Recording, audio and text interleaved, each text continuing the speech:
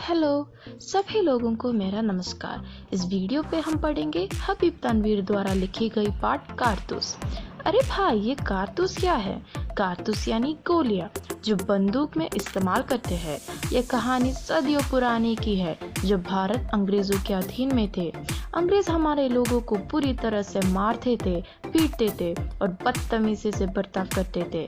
आपको क्या लगता कि हमारे लोग चुपचाप बैठेंगे? नहीं, हमारे लोग अंग्रेजों के खिलाफ लड़कर भारत को अंग्रेजों के अधीन से आजाद करते हैं। चलिए पाठ में देखते हैं। ये पाठ शुरू होते हैं आसिफउद्दौला जो अवध के राजा थे। जब आसिफउद्दौला को कोई पैदाशी नहीं हुई तब सादत आसिफउद्दौला के भाई ने सोचा कि वह अवध के राजा बनेंगे, लेकिन आसिफउद्दौला को वजीर अली की पैदाशी हुई तब सादत अली को राजा बनने के सपना टूट गया।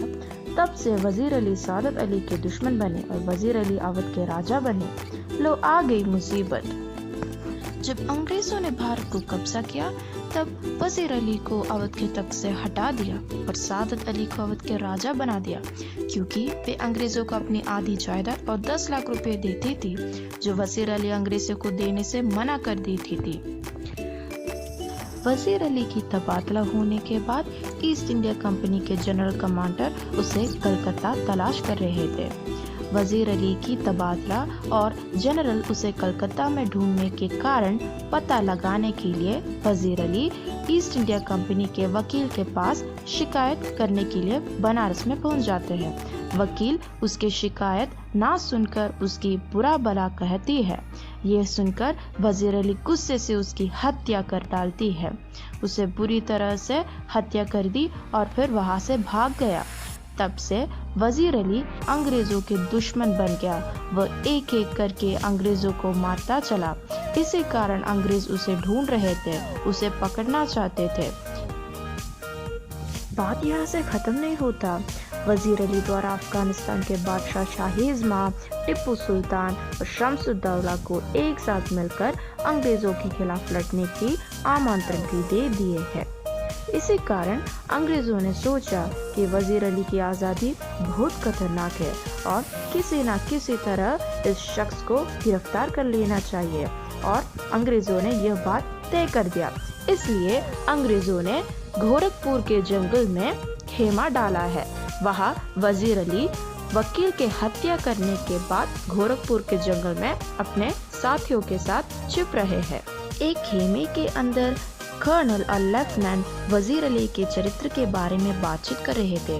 तभी एक सवार दूर से आ रही थी। सवार आते समय गर्द इतनी उठ रही थी कि मानो एक काफिला चला आ रहा हो। एक सिपाही कर्नल से कहा कि एक सवार आपसे मिलने के लिए आए हैं। कर्नल ने सिपाही से कहा कि सवार को अंदर भेजो। सवार अंदर आकर कर्नल से कहा कि वह वजीर अली को पकड़ने के लिए उनका मदद करेगा, लेकिन ये करने के लिए उन्हें 10 कारतूस चाहिए। सवार पर विश्वास करके कर्नल उसे 10 कारतूस देते हैं। जाने से पहले वो सवार अपने नाम भी बताते हैं, वजीर अली। ये नाम सुनकर कर्नल हक्का बक्का रह गया, और जब लेफ्टिनेंट ने उसे पूछा कि कौन था वह, क्यों आए यहाँ पे और क्या चाहते थे वह, सवाल पूछते समय कर्नल के होश उड़ गए थे। जब होश आए तो उन्होंने बताया कि वो एक जाबाज सिपाही थे।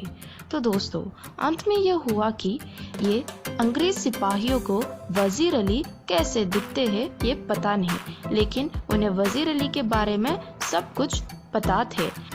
वजीर अली सवार के वेश में बहादुरी से अंग्रेजों के खेमे में जाकर 10 कारतूस हासिल किए। इससे हम ये सीख सकते हैं कि वजीर अली बहुत बहादुर थे। धन्यवाद।